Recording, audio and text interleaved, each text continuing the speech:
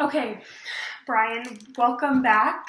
And today we're going to talk about the fear hierarchy that we talked about last session.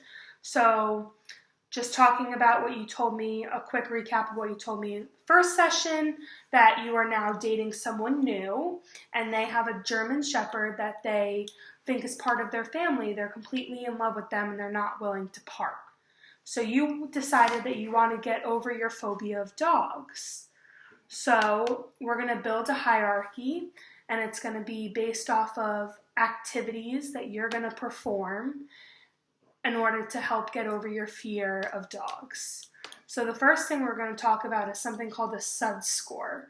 So this is how anxious you feel. 10's going to be absolutely paralyzing fear. 1's going to be you feel no fear at all. Does that make sense? Yes. Okay. So to start off, we're going to do the hardest thing that you think it's going to be and the easiest thing you think it's going to be. So what do you think is going to be absolutely terrible to perform? Oh, how close, the dog can come to my face. Okay, so the dog coming close to your face. So how close is the dog going to get to your face? Is it going to actually touch you? No. Okay, so the dog is close to your face without touching.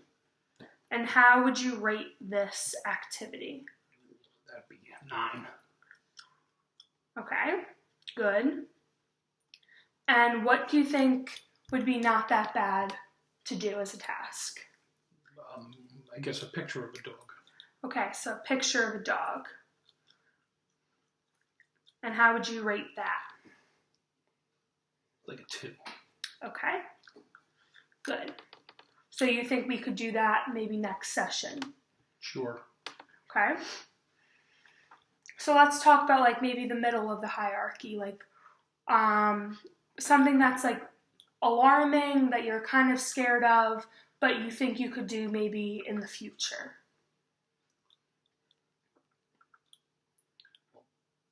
Possibly be in the same room as the dog.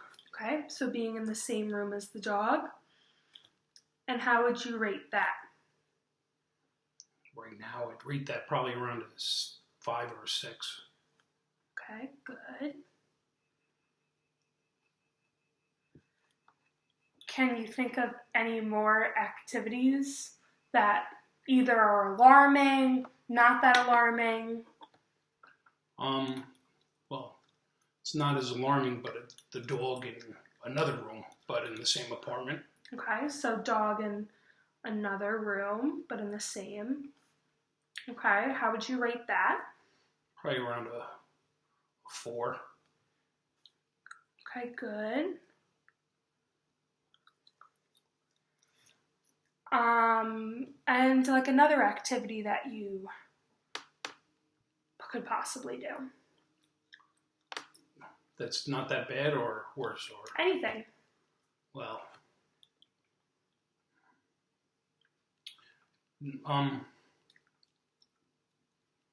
putting food out for the dog. Okay. And how would you rate that? Maybe a 3. So long as he's in the other room. So you would put the food out, you would leave the room, and then the dog would be allowed to enter? Yeah. Okay. What if you were in the same room as the dog when you put the food out? Well, I would find that maybe close to a 6. Okay.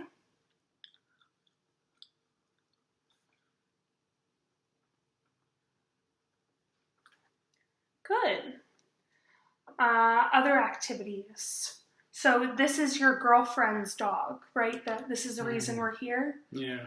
So does the dog sit on the couch or anything? How close do you think this dog will get to you? Well, I don't know. That's the problem right now. It hasn't gotten that close, but probably eventually you'd have to walk the dog. Okay, so what do you think walking the dog would be? Well, right now that'd be up close to a 7 or an 8. Okay. Good. And that's putting the leash on the dog, taking it out by yourself, walking it completely alone. Okay. What if your girlfriend walked it and you were just walking next to her? Well, probably be around, like, the dog listens to her, but it's like 6 or... Okay.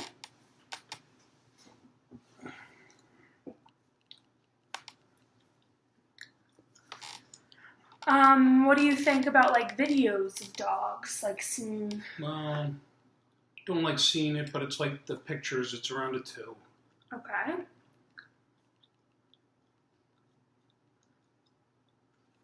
What if the dog had a muzzle? I know you're scared of the bite. What if you were able to pet a dog that had a muzzle on? Well, again, I'd probably bring it only down to about maybe a 5. Okay, good. Now, would you think you'd ever be able to get the dog to come close to your face and touch you? I don't know about that. Okay. Very scared of that. I don't even want to really pet the dog, but with the muzzle on, I probably could. Okay. But I don't like dogs jumping on me right now either, because I think they'll jump up towards me. So you're scared of a dog making any sort of contact on you? Yeah. Right.